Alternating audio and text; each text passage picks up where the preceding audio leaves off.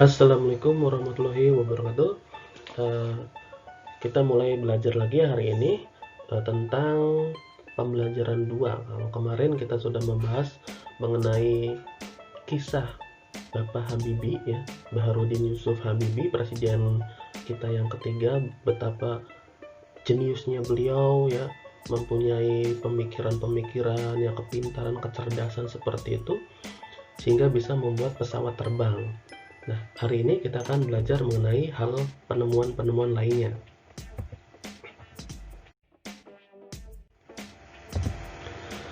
Ya, Bapak ingin bertanya, apakah kalian suka menonton TV? Ya, TV hadir di Indonesia pada tahun 1962. Jadi sebelum tahun itu, hiburan bagi masyarakat adalah radio.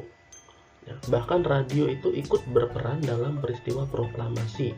Jadi radio itu isinya bukan hanya mengenai hiburan, tetapi informasi, berita, ya. Akhirnya radio itu ikut berperan dalam peristiwa proklamasi. Ya, tahu dari mana sih waktu sebelum Indonesia merdeka itu, ya, Jepang itu menyerah kepada sekutu. Orang Indonesia itu ya tahu dari mana? Dari siaran radio. Nah, itulah pentingnya radio.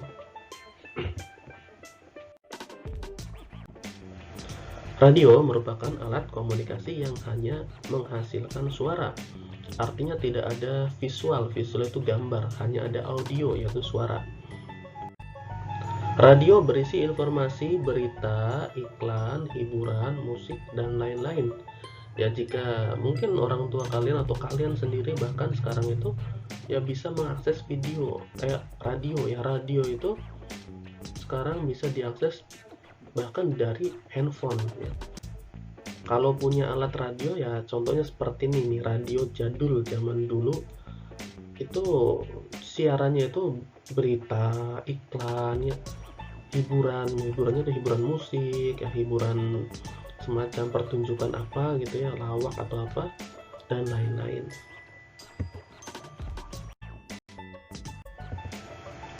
Nah, bagaimana sih siaran radio itu bisa kita terima di rumah? Ya, pertama ada studionya dulu, yaitu penyiar radionya. Penyiar radio itu studio, di sini ada alat-alat untuk menyiarkan atau menyebarkan siaran radio itu, ya. Jadi ada pembawa acaranya, mungkin di sini penyiar radio, ya, ngobrol-ngobrol melalui mikrofon yang ada di gambar, ya.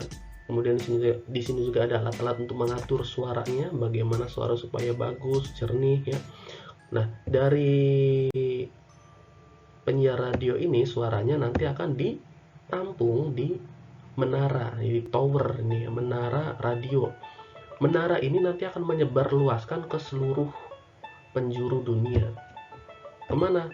Ya, kemana saja nanti. Sinyalnya ini bisa ditangkap berapa kilometer misalnya. Ada. Jadi tower itu macam-macam. Kalau yang tinggi, yang bagus itu mungkin sampai berpuluh-puluh kilometer. Kalau towernya kecil mungkin cuma berapa kilometer sampai ke radio rumah kita, ya. Jadi dari mana? Dari studio radio lalu ke menara sinyalnya, lalu sinyal dari menara ini akan ditangkap oleh radio kita yang ada di rumah.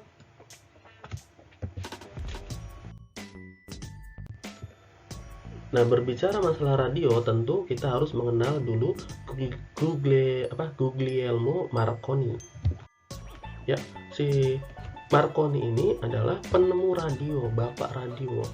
Lahir di Bologna, Italia pada tanggal 25 April tahun 1874. Berarti sekitar 200 tahun yang lalu Marconi ini lahir, ya.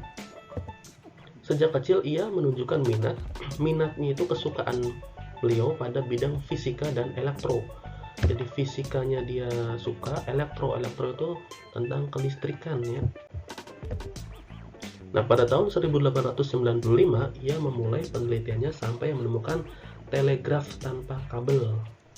Nah, alat telegraf itu alat komunikasi juga sama, alat untuk mengirim pesan.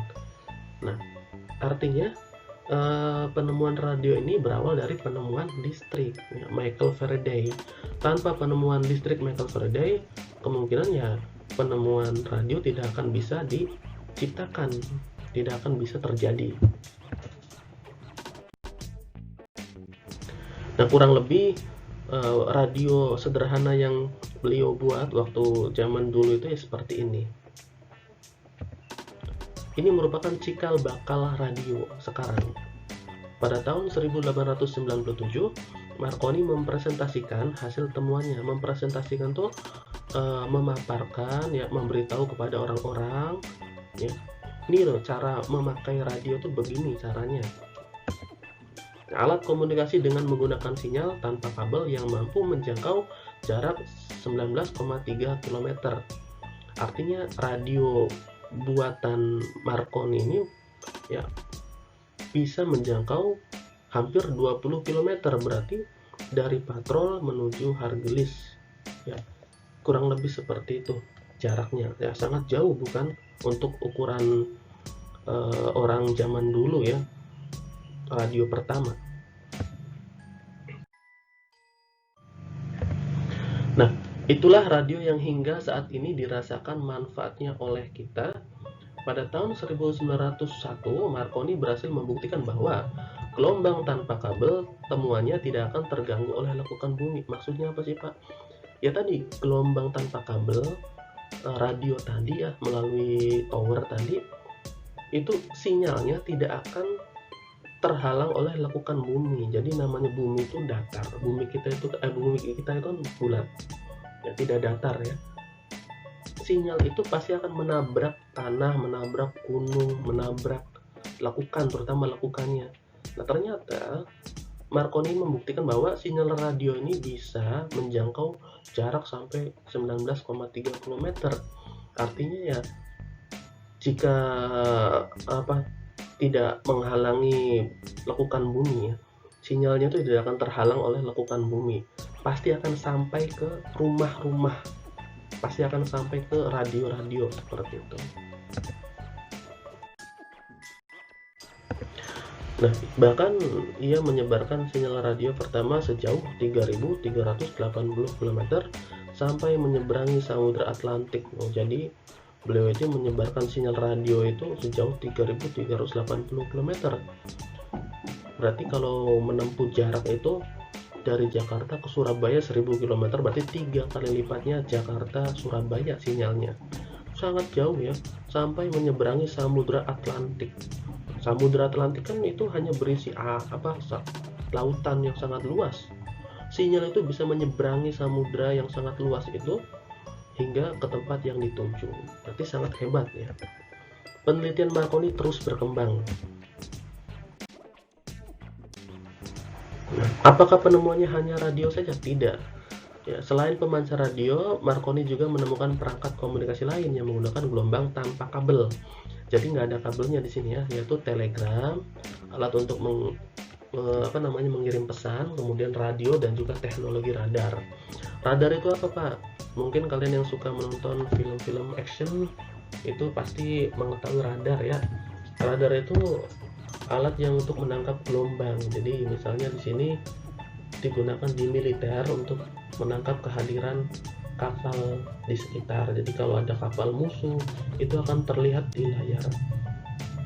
Jika ada kapal musuh yang mendekat, pasti akan ada titik yang mendekat sampai ke titik pusat radar. Radar itu ya seperti ini, ada antenanya juga.